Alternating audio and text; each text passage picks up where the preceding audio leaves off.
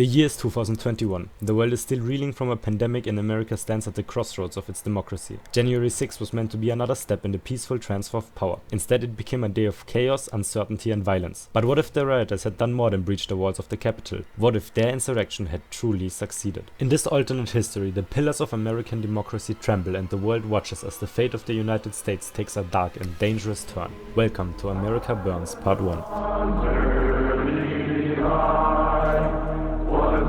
Before we begin, let me briefly ask you to subscribe so you don't miss the next parts in this series. Also, I need to make a quick disclaimer. This is not a politically motivated video. I know that the topic is quite controversial, especially with the election going on right now. However, this video is meant to be entertaining and entertaining only. Of course, I have political opinions like pretty much everyone, but I've tried my very best to keep them out of this video. I hope you enjoy the scenario and as always, take everything I say with a grain of salt. Now, with that out of the way, what do I even mean by the January 6 rioters winning? Technically, they kind of succeeded in our timeline since their main goal was to stop the election count, which they did. However, they did not manage to keep Trump in power. That was their main goal in our timeline, and it's the same here. Also during the riots, many chanted slogans like "Hang Mike Pence" or "Where's Nancy?" And some rioters even constructed a gallows in front of the Capitol building. It's up to debate if they constructed it purely for symbolical reasons or they indeed intended to hang Mike Pence and other senators there. For the purposes of this scenario, I will assume the latter was their intent. So their goal is to punish certain politicians for their quote-unquote treason and keep Trump in power. Let's talk about what needs to change in the build-up to the insurrection for it to be truly successful.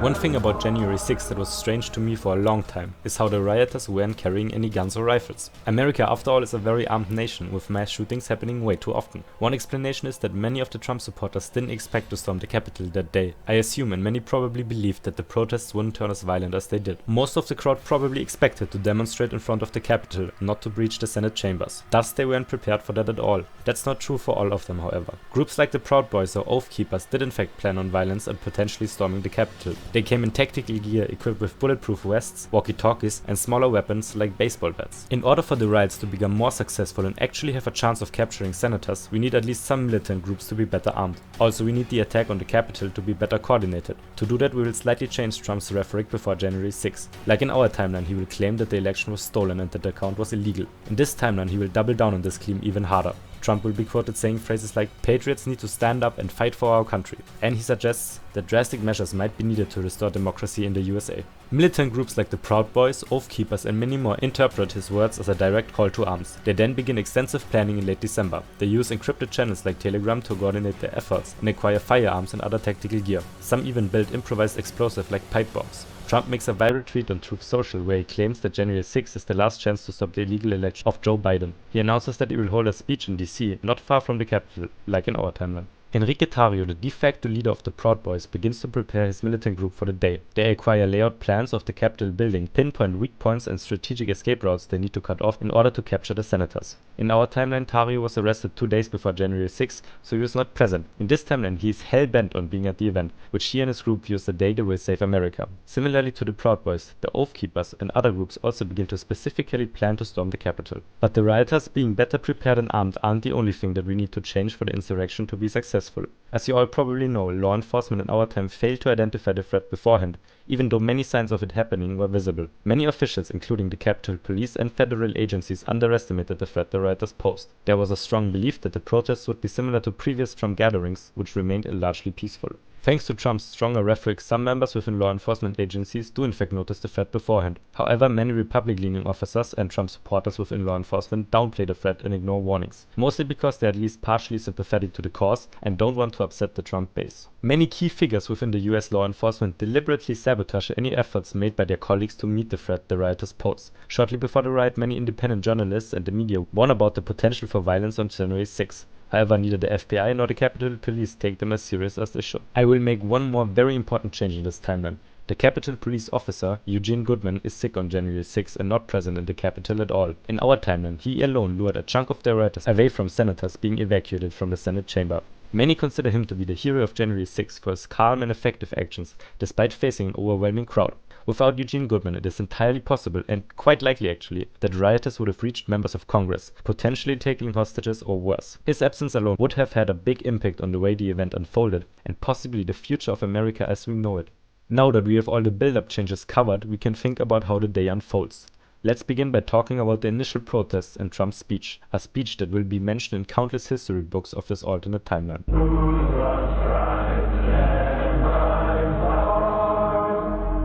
It is estimated that between 10,000 and 30,000 people attended Donald Trump's rally in Washington on January 6th. For the sake of this scenario, I will go with the higher end of the estimates and assume that around 30,000 people attended the rally. In our time of those 30,000, only around 2,000 actually reached the Capitol itself, with most marching towards the Capitol peacefully. Furthermore, over 1,100 individuals have been arrested in relation to the insurrection for violent acts or the unlawful entry into the Capitol. To think that only around 2,000 people caused this much damage and came insanely close to encountering senators is truly scary. Now imagine if, thanks to a different rhetoric in Trump's speech and a general stronger sentiment that democracy is at stake, the majority of the attendees of the rally breached the Capitol. Instead of 2,000 people making their way onto Capitol grounds, it's over 10,000 people. I don't want to argue about how much Trump's speech, where he called for a quote, peaceful and patriotic march towards the Capitol, is responsible for the insurrection, but it's safe to say that a more radical sounding speech would have led to a worse outcome. In this timeline, Trump doesn't use words like peaceful in his speech. He still doesn't directly call for violence, but he strongly suggests it through phrases like, only hard patriotism can save our nation, and fight like hell. Of course, he still claims that the election was stolen. He blames multiple members of Congress like Nancy Pelosi directly. He also directly calls his vice president Mike Pence a traitor. In the ending portion of the speech, Trump explains to the crowd that if the election isn't stopped, America will never again be a democracy. This rattles the crowd even more, and now they're ready for blood. The crowd of 30,000 people slowly makes their way towards the Capitol. This time, however, they are far more motivated, better prepared, and out for blood.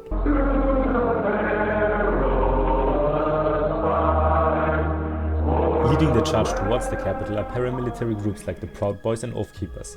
They are the first ones to arrive at the gates of the Capitol Hill at roughly 1 p.m. Most of them are heavily armed, but they don't immediately start an all-out assault. At first, the rioters just push against the fences, chant and throw random things like bottles at police officers. Slowly but steadily, as more and more people reach the Capitol, the riot slowly escalates. Like in our timeline, the Capitol Police is completely understaffed. It was clear both in this time and ours that there was a serious security risk, yet no clear actions were taken to meet the risk. Practically the only thing the Capitol Police did was set up barricades and fences. Neither the National Guard nor other reinforcements were immediately present during the beginning of the riot. Despite even clear warnings from the media, the international community, and members of the intelligence community, the Capitol Hill is critically understaffed. On top of that, like I mentioned before, the hero of January 6, Eugene Goodman, is on sick leave. The initial barricades the Capitol Police set up are quickly overwhelmed. Proud Boys and other rioters in tactical gear begin to push through them with force and their superior numbers. The Capitol Police officers still haven't realized how big the threat truly is. By this point, they are in the disbelief that the rioters are unarmed and pose no lethal threat. What they don't know is that over 300 of the rioters are carrying guns. They are all members of paramilitary groups like the Proud Boys, Oath Keepers, and so on. Their leaders, like Enrique Tarrio, explicitly instructed them to only use their weapons if absolutely necessary and to hide them until that point. Since assault rifles are not too easy to hide, most of them carry handguns concealed underneath their clothing. So far, from the perspective of the Capitol Police, nothing much has changed between our timeline and this timeline, except the crowd size. The rioters quickly reach the steps of the Capitol. While doing so, many of them directly clash with the Capitol Police. However, they still haven't fired a single shot, and so far nobody has died. However, multiple rioters and police officers have been injured during the clashes. The police uses pepper spray and batons, while the rioters mostly use makeshift weapons like fire extinguishers or flagpoles. The sheer size of the crowd, which never meets a coordinated defense, quickly reaches multiple entry points of the Capitol. Capitol Police tries desperately to stop the mob from breaking into the Capitol, but their fight is a hopeless one. It's only a question of time until the insurgents break into the Capitol building from the western and eastern side respectively. The Capitol Police repeatedly calls for backup, but thanks to Trump's efforts, it takes hours for the National Guard to arrive. Nobody inside the Capitol has a clue what horrors are about to be unleashed on them. Like in our timeline, senators and members of the House were put into lockdown instead of being evacuated. This happened because of how strongly the threat was underestimated. By this point in time,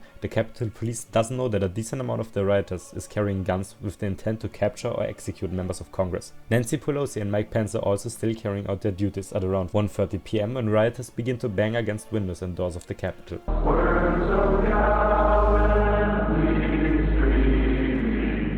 At 1:40 p.m., around 30 minutes earlier than in our time, rioters break into the Capitol on the Senate side of the building. In our timeline, the Capitol Police managed to initially hold back the mob on the eastern side. In this time, thanks to the bigger crowd, Capitol Police fails to do so, and only shortly after the first breach, rioters managed to break into the eastern side of the Capitol as well. Within minutes, hundreds of protesters stormed inside the Capitol. The security inside is completely overwhelmed, especially with the lack of the hero, Eugene Goodman. The mob quickly makes their way towards the Senate chamber, similarly to our timeline. For now, they are one level below the Senate, Senate, which at this very moment is called into recess. Senate members are asked to evacuate down 2 flights of stairs. At this point in time, Eugene Goodman managed to reach the stairs before the rioters did. He was the only thing standing between rioters and fleeing lawmakers. While keeping his composure, he lured the rioters away from the escape routes towards reinforcements. Well, as you know, in this scenario, Goodman is not at the Capitol. Also, the rioters are pushing inside more aggressively. Within minutes after breaching the Capitol, they managed to reach evacuating senators. And as you can guess, the group leading the rioters are the Proud Boys and Oath Keepers, who carry concealed weapons. Now, at around 2 p.m, the rioters reached the doors of the Senate chamber and cut off both escape routes. At this point, the police officers and security guards present draw their guns as the lives of many important politicians and lawmakers are at stake. The officers threaten the rioters that any step further will be met with lethal force.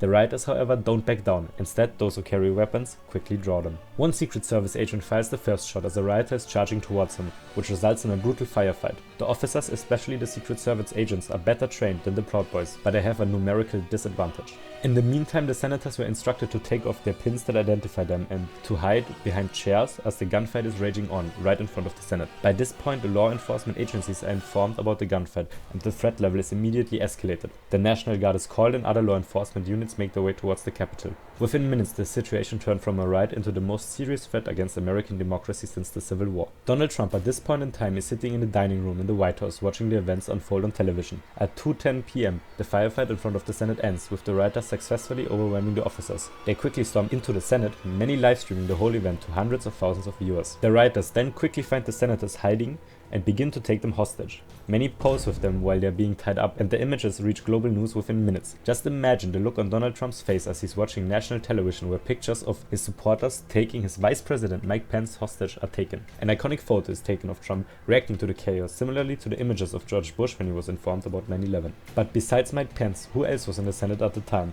Mitch McConnell was the Senate Majority Leader at the time and a key figure in the Republican Party. Like Mike Pence, he was one of the main targets of the rioters. Another important politician is the Democratic Minority Leader Chuck Schumer, who would also have been a prime target. Besides them, many well-known figures like Mitt Romney and Bernie Sanders also get captured. But not everyone in the Senate is an enemy of the insurgents. Both Ted Cruz and Josh Hawley were present on January 6 and supported Trump's claim of election fraud. At this point, Proud Boys and other insurgents are arguing what to do with the captured politicians. Just for your information, while the Senate has 100 members, not all of them were present on January 6. For example, Kamala Harris, who was elected vice president, was not present.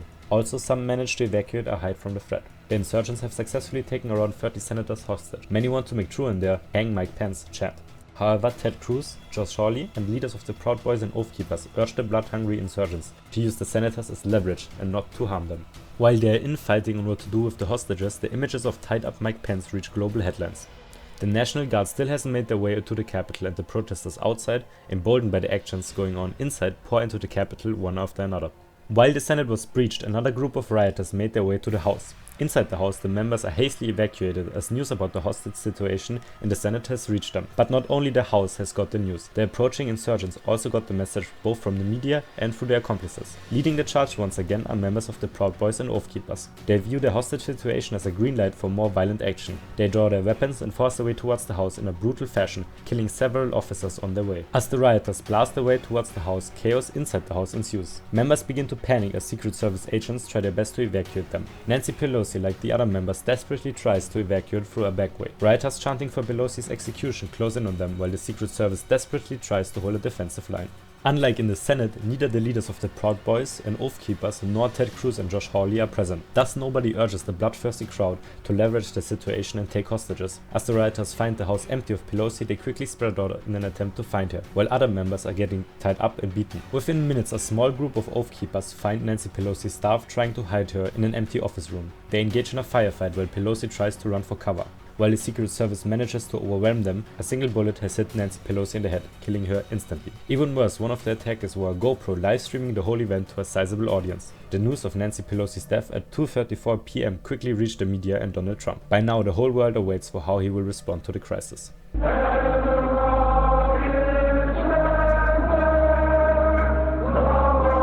While the media is nervously awaiting a response from Donald Trump, his advisors desperately urge him to address the nation. Instead of doing so, the first thing Donald Trump does is open a certain app called Twitter. Many of his advisors urged him multiple times not to address the nation via Twitter and to prepare a detailed response first. They also urge him to help de-escalate the situation to avoid legal consequences and backlash. Of course, Trump doesn't listen, and his first tweet reads something like this.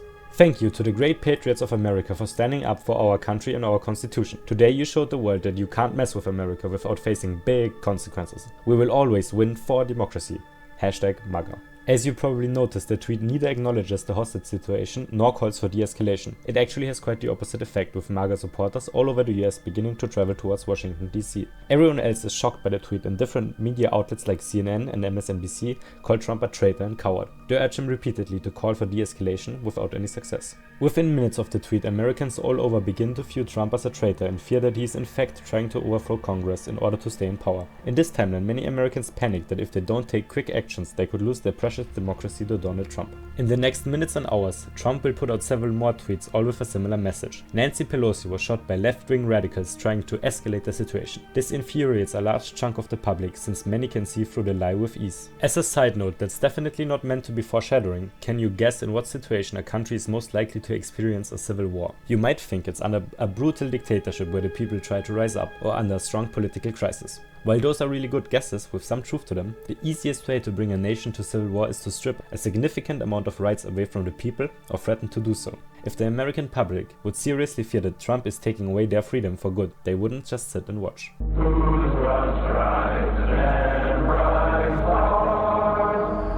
Thanks to widespread media coverage of Trump's response, many left-leaning Americans and moderates quickly take to the streets. In New York, a giant crowd gathers in front of the Trump Tower, at first peacefully calling for action against him, but the situation quickly escalates. Protests turn into brutal riots in many cities like LA, Chicago and many more. The protests quickly reach similar violence levels as the BLM protests at the peak a year earlier. The media is scrambling on what to report on. On the one side, cities begin to burn as protests target government buildings and police cars. The mayor of New York is the first to declare crisis and calls the National Guard to aid in de-escalation. Roughly at the same time, the National Guard at 3:50 p.m. has reached Washington DC and the Capitol building. In the meantime, the insurgents weren't just sitting around. Trump's tweet emboldened them greatly and they viewed it as proof they did the right thing. Inside the Capitol, the insurgents quickly established a chain of command led by Enrique Tarrio, the leader of the Proud Boys, who are the ones who took most senators hostage. The insurgents are roughly split into three groups. The hardcore members, like the Proud Boys and Oath Keepers, who are heavily armed, organized and prepared for practically anything. Then less armed but still highly motivated and organized individuals from various smaller far-right groups, and finally just the regular MAGA Conspiracy Joe, who happened to be in Washington at the time and went along with the flow.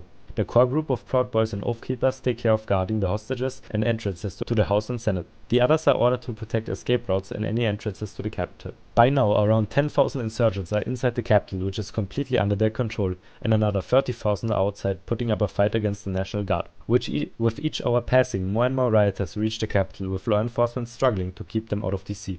The National Guard outside manages to steadily make their way to the Capitol entrances. However, they can't go inside, since Enrique Tarrio published a video claiming that any attempt to enter the Capitol by the military will be met with the execution of the Vice President Mike Pence and others. Donald Trump is still in the White House at this point as he watches the situation unfold on national television. He sees images of the National Guard dispersing the MAGA crowds in front of the Capitol, rioters entering the Trump Tower, and cities like LA going up in flames with the National Guard on their way. While so far everyone urged him to call for de-escalation, even his children. Now a different advice reaches his ear. Stephen Miller pulls Trump away from the television screen into a private briefing room. He explains to the president that if he doesn't take swift action now and leverage the situation, he will go to prison and be seen as a traitor. Trump, of course, as you all know, really doesn't want to go to prison, so he actually listens to his advisor.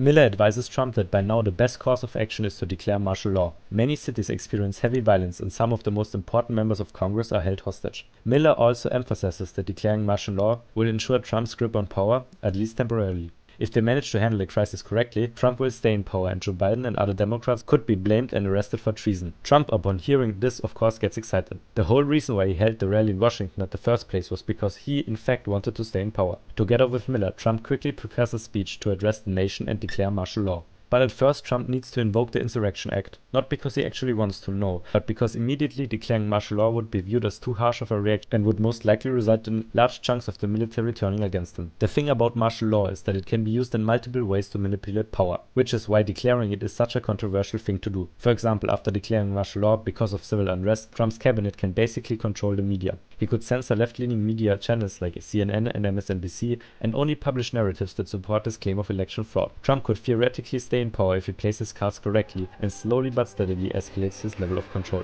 While Trump is invoking the Insurrection Act, the situation on Capitol Hill has calmed down. The insurgents are in full control of the Capitol and in heavy negotiations with the military. Enrique Tarrio makes a deal with the military. In exchange for 5 Democratic senators, the military provides him with a direct line to Donald Trump. The US military hopes that through Trump the situation will de-escalate, and if pushed enough, Trump will give in and urge Tarrio to release the hostages. Trump's cabinet quickly lies about the phone line between Trump and Tarrio and claims that it was established to negotiate a release of the hostages, not to further plan on how to leverage the situation. Trump urges Tarrio to hold on and under no circumstances allow the military into the Capitol. He explains that he will declare martial law and push for the arrests of senators like Mike Pence and co. The Capitol quiets down as the military has successfully removed all rioters outside the building. On the inside, the insurgents still hold full control. In the meantime, every large American city is basically up in flames. Rioters' calls for the arrest of Donald Trump grow louder and louder as the sun is setting and the darkness takes over. Now the fires set by the rioters burn even brighter. On January 7 at 11:25 a.m., Donald Trump steps onto the White House grounds and formally declares martial law in response to the civil unrest around the nation. How will America react to Trump's declaration of martial law? Will the military back Donald Trump? For these answers, you will have to wait for part 2 of my America Burns series. Thank you so much for watching part 1 of America Burns. I hope you enjoyed it and will be joining again for part 2. If you don't want to miss it, consider turning on notifications. Also, please consider liking and subscribing if you liked the episode. It would help my channel a lot. While you wait for part 2, you might want to check out some of my other videos. On the left is one about a timeline where Dick Cheney's daughter is straight, not a lesbian. I know that sounds absolutely absurd, but trust me, the implications of that are far greater than you might think. On the right is a bit of a shorter scenario about how East and West Germany never unite thanks to a brutal East German dictator taking over in the 80s. Thank you so much for watching and I'll see you next time.